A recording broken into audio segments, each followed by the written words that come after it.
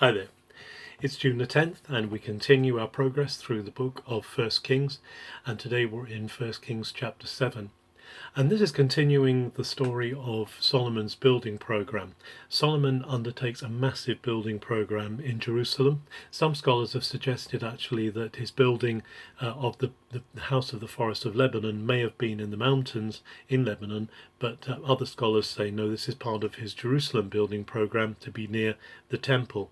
So we saw that he took 7 years building the temple, but he actually took 13 years building his own palace, say this house of the Forest of Lebanon, Beit Yair Lebanon.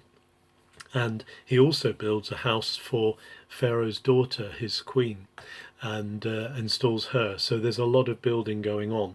Interestingly, his palace is longer and higher and just about wider than the temple itself. So he's not sparing any expense, and in there he has his rooms for his throne, he has his own quarters.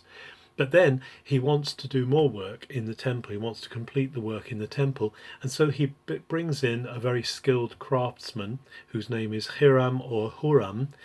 He comes from Tyre, but actually he's half Jewish. He's of the tribe of Naphtali, the son of a widow, and he is extremely skilled in craftsmanship in gold, silver, and brass and bronze.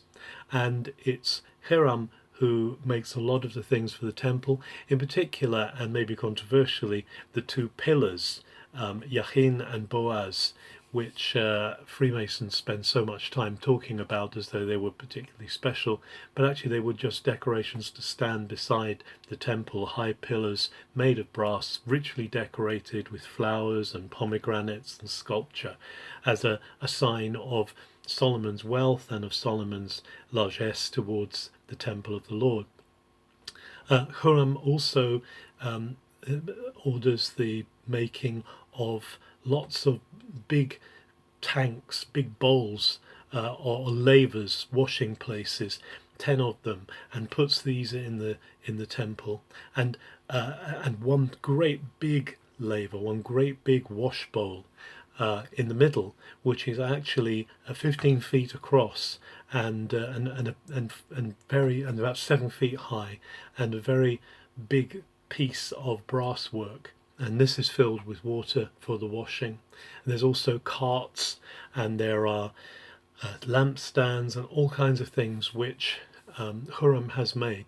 In fact, it says at one point in chapter 7 that there's so much brass, so much bronze work in the place that they didn't bother counting, or they didn't bother weighing it, they didn't bother taking any account of it because it was too much to be weighed, which is quite a statement. And so at the end of chapter 7, all of the work is completed on the temple.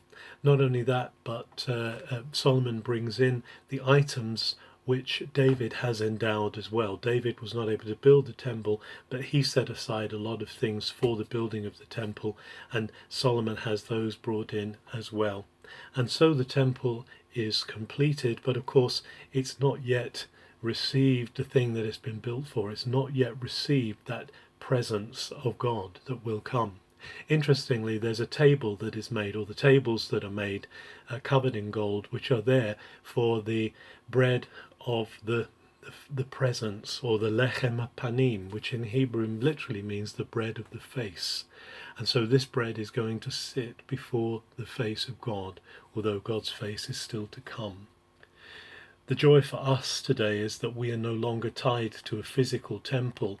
We're no longer tied to a building. God doesn't live in houses made with hands, but we have become the temple by following Jesus, and he is building in us richly things which are benefiting his kingdom, which are going to carry his word into the world. Have a very good June the 10th.